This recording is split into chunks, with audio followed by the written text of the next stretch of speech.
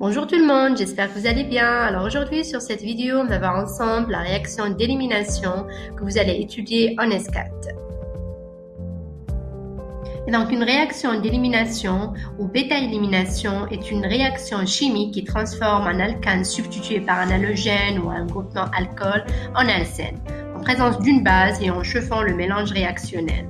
Et donc on remplace deux liaisons sigma par une liaison pi. Et alors, ce type de réaction n'est possible que lorsque l'alcane possède un atome d'hydrogène porté par le carbone juste à côté du carbone fonctionnel. Le carbone fonctionnel, c'est lui qui porte le groupement partant, ça veut dire l'halogène ou l'alcool, et on l'appelle carbone alpha, et le carbone qui porte l'hydrogène, on l'appelle carbone bêta. Et donc, après départ du groupement partant, l'atome d'hydrogène va être arraché par la base, et l'ensemble de ce doublet va aller former la double liaison. Et comme la substitution nucléophile, la réaction d'élimination a également deux mécanismes possibles. Un mécanisme d'ordre 1 qu'on appelle E1 et un mécanisme d'ordre 2 qu'on appelle E2. Alors le mécanisme E1 se déroule en deux étapes.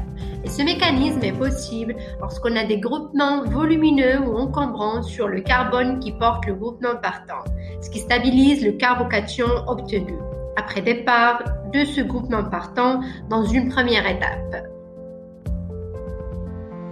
Et en deuxième étape, la base arrache le proton porté par le carbone juste à côté pour que le doublet restant puisse se rabattre pour former la double liaison qui correspond à l'alcène.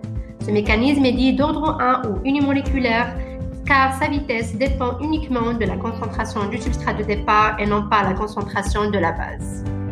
Pour le mécanisme E2, on dit que c'est un mécanisme concerté, parce que l'attaque de la base et la rupture des liaisons CH et CX se font en même temps en passant par un état de transition.